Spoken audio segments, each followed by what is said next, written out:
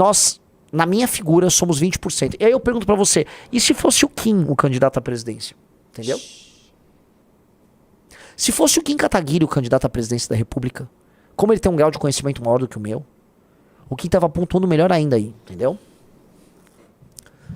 Intenção de votos para presidente no primeiro turno. Vamos lá. Cenário 1. Lula, Tarcísio, Caiado, Ratinho, Renan e Zema. Qual é a chance desse cenário acontecer, meus amigos? Nenhum. Cenário é zero. O cenário não vai acontecer sob nenhuma hipótese, tá? Nenhuma hipótese. Nesse cenário, na prática, entre eu e do Caiado ao Zema, tá todo mundo mais ou menos empatado.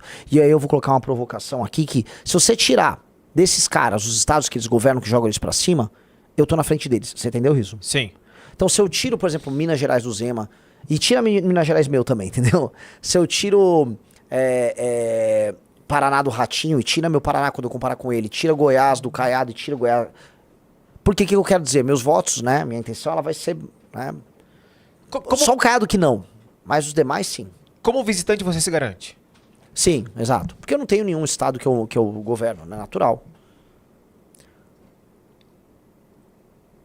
A intenção, cenário 2. Lula, Michele, Ronaldo Caiado, Ratinho, Zema e eu. Michele herda 28% dos votos bolsonaristas, tá? E aí vem do Caiado. Caiado sobe muito, né? Você percebe que ele vira o homem a ocupar naturalmente a posição, vamos dizer, de sucessor do Bolsonaro para esse eleitor bolsonarista. Vamos lá. O Tarcísio ou não? Bom, Não, Tarcísio não tá aí. mas tava na outra, né? Bom, vamos lá. Aí, no cenário que não tem nenhum deles, aí é Ronaldo, Caiado, Zema e Renan Santos. Percebam, tá? Como eu tenho um desconhecimento grande, eu não subo tanto.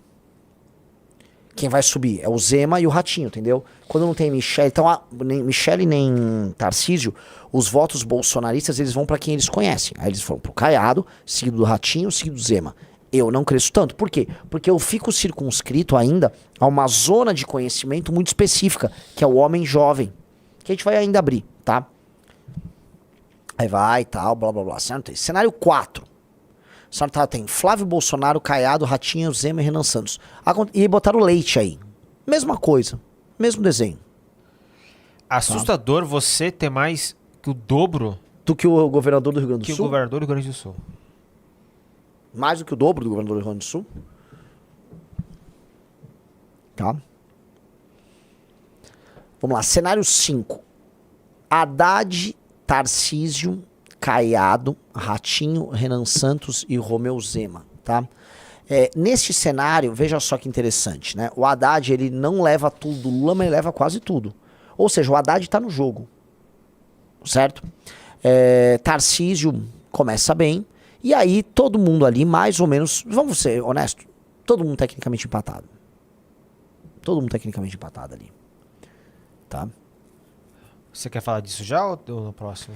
Esse aqui tem alguns pontos interessantes, tá? É que todos estão, né? Mas o Riso pode entrar aqui. Eu até escrevi um artigo sobre isso. Acho que é o outro que aparece... Ó, esse aí tá 12. É. Mas sobe, tem um que tá 13,5. Sobe. 10,5. 9,9. 10. Acho que esse aqui, pausa, devagar, Riso. Isso é muito. 12,2 desce. 10,4 desce, vai pro próximo cenário. Ah, não, aí beleza, vamos lá.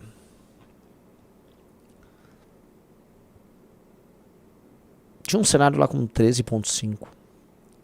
Mas vamos lá, onde eu quero chegar aqui pra vocês? Vamos ver quem é o nosso público, galera. Quem está falando, eu vou votar no Renan Santos, tá?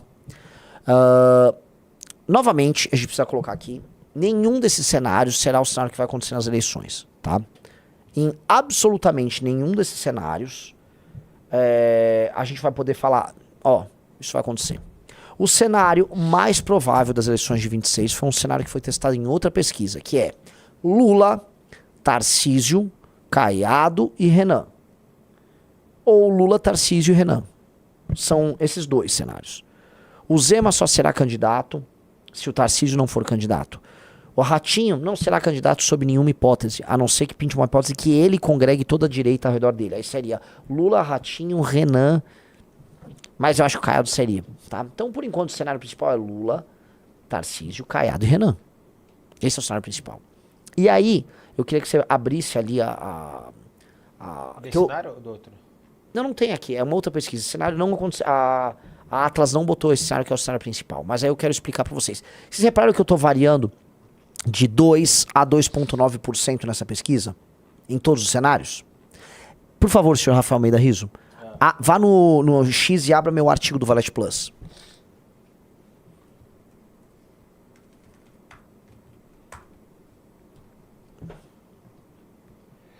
Vamos descer. Vamos descer. Este aí. Nossa, Riso é muito ligeirinho. Mas vamos lá. Eu publiquei esse artigo, eu vou ler pra vocês bem rapidinho, tá? Pesquisa Atlas me assustou. E isso é ótimo. Resultados construindo a tese e apontam para a candidatura surpreendente. Vamos lá. Pode ser. Saiu pesquisa Atlas, o resultado me assustou. Não como muitos imaginam. Aparecia entre 2 a 3% em todos os cenários. Nenhum deles factível, o que apontaria em tese para a consolidação dos últimos apontamentos. Mas não foi isso que a pesquisa mostrou. Os números que apresentei foram os mesmos do cenário mais provável do último mês, ou seja, o cenário em que constam apenas Tarcísio, Lula, Caiado e Renan. Neste provável embate eu apresentei 3%, ou seja, no cenário mais provável, com poucos candidatos, entendeu, Riso? Deu 3%. Vocês lembram?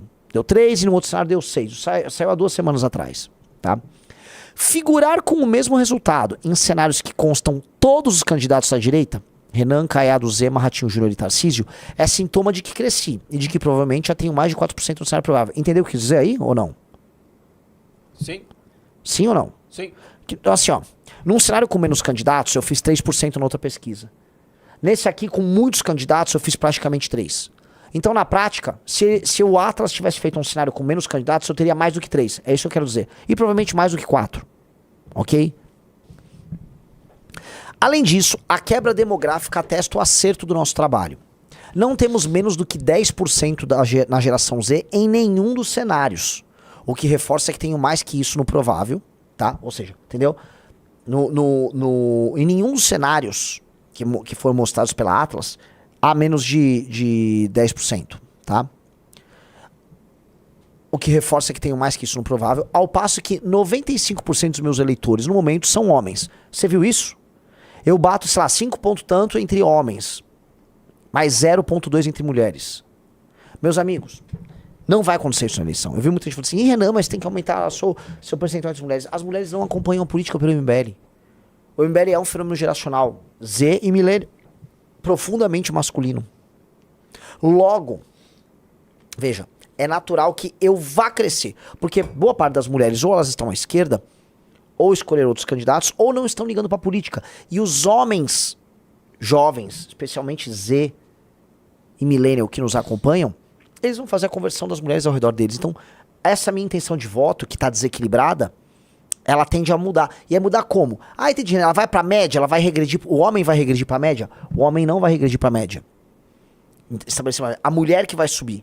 Então, a gente pode fazer numa eleição, se eu tô com 5,2 no homem, a mulher que tá 0,2, ela sobe pra 3,5. Não precisa subir pra 5. Só aí a gente dá um salto, entendeu, Riso? Sim. Só aí já tem um salto. Então, tem muito espaço para crescimento. E por quê? Qualquer pessoa que lê pesquisa com inteligência começa a perceber que tem coisas interessantes.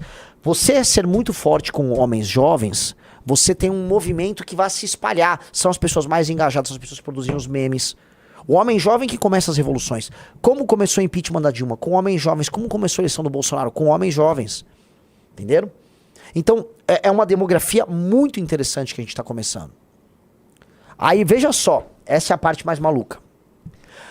Ao passo que 95% dos meus eleitores no momento são homens. Isso mostra duas coisas. O MBL representa 20% dos homens jovens brasileiros e há muito espaço para crescimento entre as mulheres. Você entendeu? Entendeu? Entre os homens da geração Z no Brasil, nós, na minha figura, somos 20%. E aí eu pergunto pra você, e se fosse o Kim o candidato à presidência? Entendeu? Se fosse o Kim Kataguiri o candidato à presidência da República, como ele tem um grau de conhecimento maior do que o meu, o Kim tava pontuando melhor ainda aí, entendeu? Entendeu? Então o MBL representa mais do que 20% da geração Z, entendeu? Entendeu? Eu sou apenas o 11º em número de seguidores no universo do MBL. Eu não sou nem de longe o mais conhecido. Ou seja, meu amigo, eu ainda vou conquistar esse público. Eu ainda vou conquistar muito, que já é nosso. Eu ainda nem conquistei o público que é nosso. Basta ver o seguinte, o Kim tá batendo, cara, 10, 12, 13% em São Paulo. Eu devo estar batendo, Riso, 2% em São Paulo. Eu nem em São Paulo busquei. Então tem muito pra buscar. Quando você olha esses dados, vocês botam essas duas pesquisas juntas, vocês vão fazer assim... Ai, meu Deus do céu, minha mãe, minha Nossa Senhora. Entendeu? Minha Nossa Senhora. Quem sabe ler pesquisa sai assustado.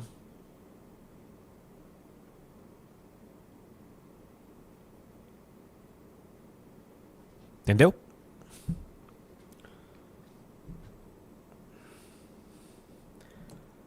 Para de ficar de me zoar, Riso. Outro ponto pra vocês, ó, fazerem, ó. Vamos pro região? Renan Santos. Região Sul. 2,1%. Ok? Renan Santos, região Sudeste. 2,2%. Renan... Então você fala, pô... E no Norte? Região que a gente menos trabalha. 0,7%. Agora, Centro-Oeste, Riso, região do agro, 3,6%. E, melhor de todas as notícias, Nordeste, 3,5%. Queria pedir uma salva de palmas para os nossos irmãos baseados do Nordeste. Ué? Que coisa maravilhosa. Ué? Que é isso, meus amigos? Que é isso? Um cara tá falando, Renan, o Claudio Dantas tá te atacando ultimamente. O Claudio Dantas deu pra querer ficar atacando a gente, né? O que acontece? O Claudio Dantas ele saiu da Jovem Pan, e aí tem que pagar as contas, você precisou virar bolsonarista. Vamos ser honestos, né? A gente nunca atacou ele. Aí ele precisou virar bolsonarista pra pagar as contas. E aí ele começa a ficar comprando bolsonarismo, com aquela cara toda esticada dele. Beleza, Claudio Dantas. Eu acho engraçado ele ficar atacando a gente, né? Ficar dando RT no Fernando Holliday, né? A opinião dele não era assim. Ele é mais um que, né, muda de opinião de acordo com a conveniência, né? Não leva a sério. Um cara que faz esse tipo de coisa, não dá pra levar a sério. Então não leva a sério nada que sai da boca do Claudio Dantas. Vamos lá. Voltando lá pra pesquisa. O que acontece? Olhando esses dados aí, a gente percebe que o homem jovem, que tá numa situação econômica complicada, ele tem os sonhos dele que é mudar o Brasil, esse cara tá acompanhando a gente, que os nossos vídeos estão ressoando ali. Isso vai ser muito grande, galera. Muito grande. Muito grande. O que a gente está propondo é o discurso revolucionário. Qualquer um que leia essa pesquisa vai ver. Tem algo aí. Entendeu? Desce. Pode descer. Achou pouco? Estou tecnicamente empatado em segundo lugar na geração Z. Veja só. Na geração Z, na pesquisa que contém do Lula, nesse cenário todo, eu estou em segundo. Na geração Z, já estou em segundo. E eu nem sou o maior do MBL. Estamos falando aqui do grupo social mais influente em redes neste momento, responsável pela contaminação memética que ditará a linguagem na próxima eleição. Foi, junto à geração millennial, responsável pela ascensão de Mandami em Nova York e agora lidera manifestações do Nepal ao México. A própria pesquisa Atlas demonstra que Zoomers e Millennials estão completamente à direita das gerações anteriores, que carregam uma forte carga esquerdista. Sim, amigos, o futuro é glorioso e a base é based, fazendo com que nossa guerra seja geracional. E ela encontra seu campo de batalha mais óbvio na região Nordeste, local em que curiosamente apresenta o meu melhor desempenho e que a esquerda, desde a ascensão do lulismo, é dominante. Entenderam o ponto? O campo de batalha para nós será no Nordeste, porque é lá que boa parte das pessoas mais velhas vivem do Bolsa Família, boa parte delas, elas votam nas elites, não só nas elites petistas, mas as elites oligárquicas administram elas, e os mais novos têm um celular roubado, são assaltados, não tem emprego. Essa pessoa jovem lá no Nordeste está encontrando na gente a resposta, e nós vamos dar a resposta, nós vamos crescer demais no Nordeste. Vamos crescer pra caramba no Nordeste, bora galera, tá? E aí vem isso, né? Qual o seu posicionamento ideológico? De longe, veja só, as gerações mais à direita são Z e Millennial. E qual é a geração mais à esquerda de todas? Baby Boomer. A boomerzada é de esquerda, é petista. 57%. E a geração X, meus amigos, também foi pro mesmo caminho, 52%. Boa parte delas são pessoas pobres, que já são dependentes de programas assistenciais. Então você não imagina que são, né, tanto a geração X quanto o Baby Boomer, que são esquerdistas naquele sentido mais ideológico do termo. Na verdade, são pessoas que optam em voltar pro candidato à esquerda, tá muito por conta de programas sociais. Ali tá o eleitor do Lula. Agora, quando vai pra Millennial e geração Z, plum, vem a direita. Entendeu? Ok? Vamos lá, próximo. Dá uma empurradinha, eu vou terminar o texto aí, desce aí. Ter crescido tanto nessa região, que é o Nordeste, é sintoma da nossa campanha anti-oligárquica e um implacável discurso de segurança. Naturalmente, esta verve irá ressoar de maneira diferente onde o crime mais cresce no país, mormente dentre os homens jovens, justamente as maiores vítimas do terror faccionado e da ausência de emprego e dinamismo econômico.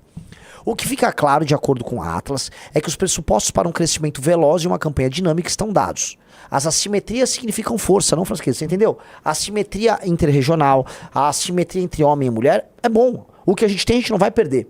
E o que a gente não tem, naturalmente a gente vai começar a alcançar. Especialmente na época da eleição, em que as pessoas que têm, vamos dizer, menos interesse eleitoral, elas acabam votando de acordo com as pessoas que estão mais quentes. E o nosso público, eu posso cravar aqui, é com certeza o público mais quente para as eleições.